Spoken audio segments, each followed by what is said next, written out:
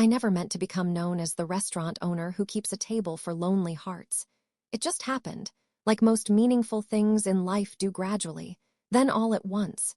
The idea started 15 years ago, on a rainy Tuesday evening in October. I was standing behind the host stand of my newly opened restaurant, La Mesa, obsessively straightening the stack of menus for the 100th time that day. The dinner rush had ended, and only a few tables were still occupied when she walked in. She must have been in her 70s, elegant in a way that spoke of old money and proper manners. Her silver hair was perfectly coiffed despite the drizzle outside, and her pearl necklace caught the warm light of our pendant lamps. But what struck me most were her eyes, tired, red-rimmed, yet holding on to dignity like a lifeline. "Table for one," she said, her voice barely a whisper. I'd seen plenty of solo diners before, but something about her made me pause. Maybe it was because she reminded me of my own grandmother, or perhaps it was the wedding ring she kept turning on her finger, a nervous habit that spoke volumes. "Of course, ma'am. Right this way."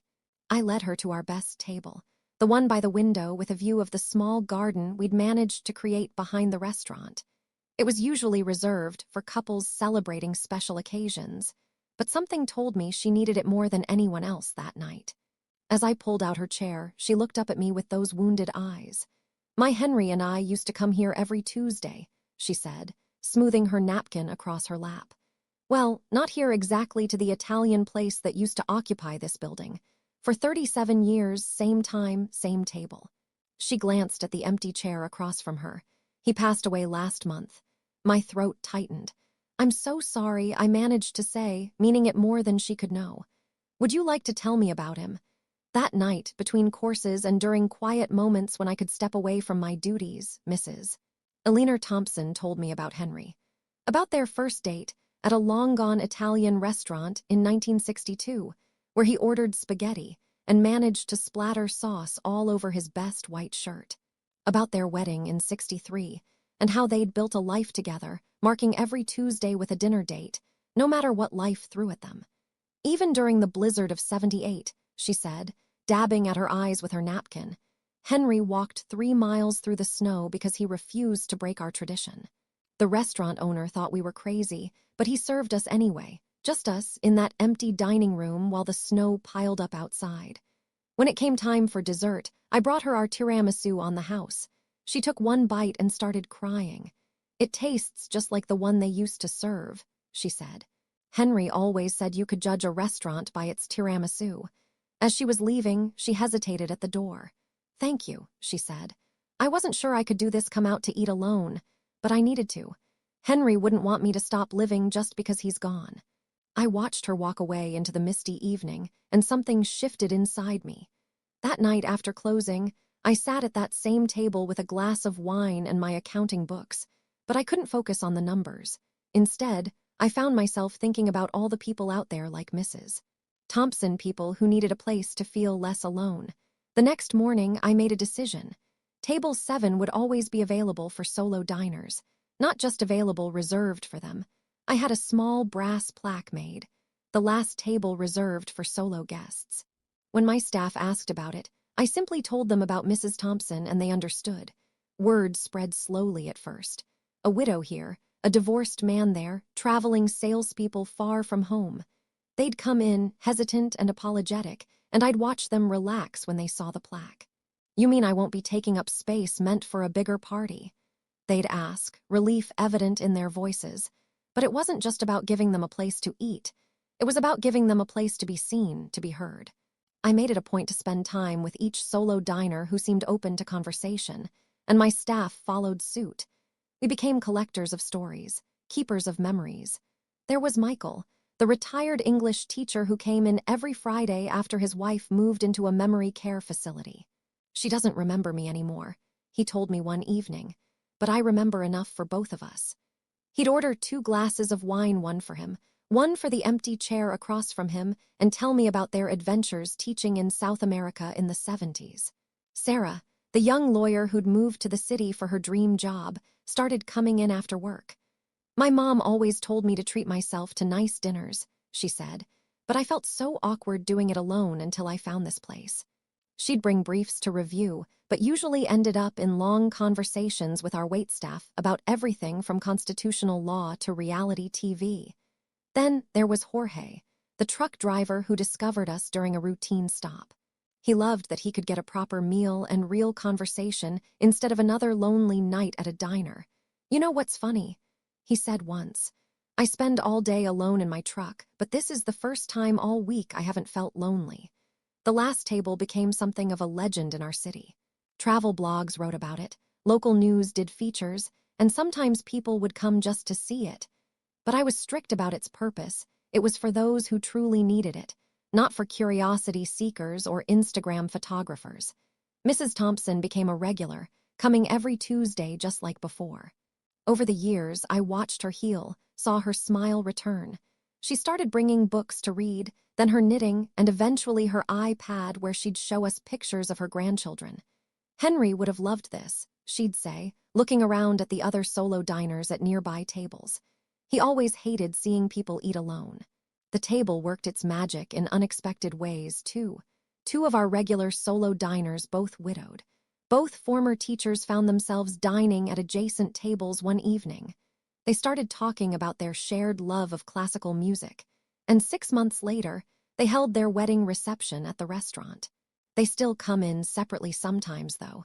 "Just to remember where we started," they say.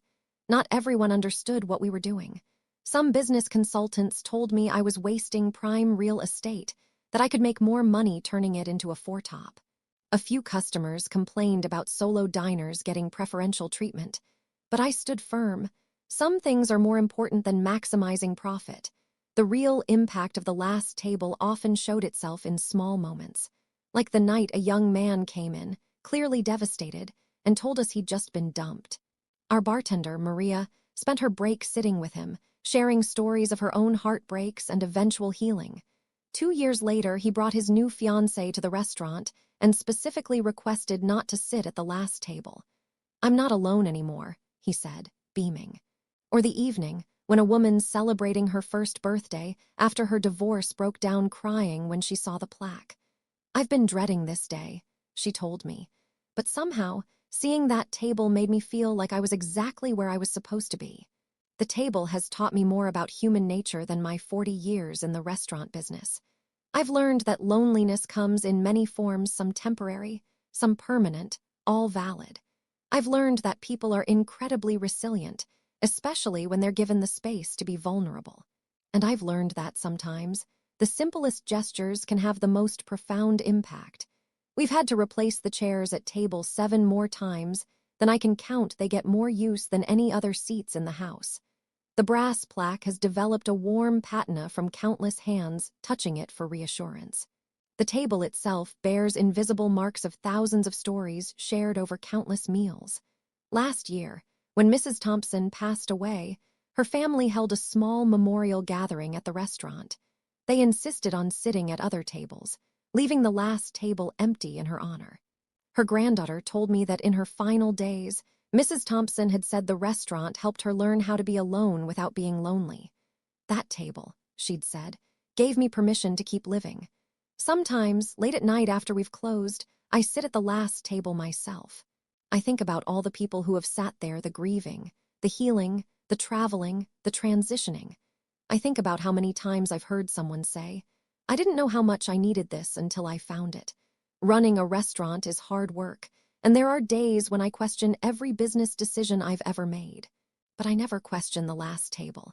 It's become more than just a piece of furniture or a marketing gimmick. It's a testament to the power of community.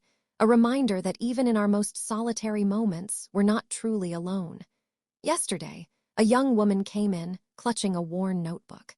She asked for the last table, and as I led her to it, she explained that she was writing her thesis on spaces of social healing in urban environments. She'd heard about our table and wanted to experience it firsthand. "What made you decide to do this?" she asked me, genuinely curious. I thought about Mrs. Thompson on that rainy night 15 years ago, about Michael and his 2 glasses of wine, about Sarah and her legal briefs, about Jorge and his long-haul stories. I thought about all the tears shed and laughs shared at this table, all the healing that had happened here. "I didn't decide," I told her. The table decided for itself. I just listened. She smiled and opened her notebook. "Do you mind if I stay a while?" she asked. "Take all the time you need," I replied. That's what the last table is for. As I walked away, I glanced back to see her settling in, ordering a glass of wine, pulling out her pen. Another story was beginning at the last table, and I couldn't help but wonder what chapters would unfold there next. The restaurant has changed over the years. We've updated the menu, renovated the decor, said goodbye to old staff and welcomed new ones. But the last table remains constant, a quiet anchor in an ever-changing world. It's become more than just a place to eat alone. It's a reminder that being alone doesn't have to mean being lonely, that there's dignity in solitude, and that sometimes the most meaningful connections happen in the moments between hello and goodbye. I never meant to become known as the restaurant owner who keeps a table for lonely hearts, but I wouldn't have it any other way. Because every time I see someone sit down at that table, whether they're marking an ending or beginning, processing a loss, or celebrating an achievement, I know they're exactly where they need to be. And in a world that often seems designed for couples and groups, sometimes that's all we really need. A place that says, "You belong here, just as you are." Mrs. Thompson taught me that 15 years ago, and the last table has been teaching it to others ever since. One meal, one story, one moment of connection at a time.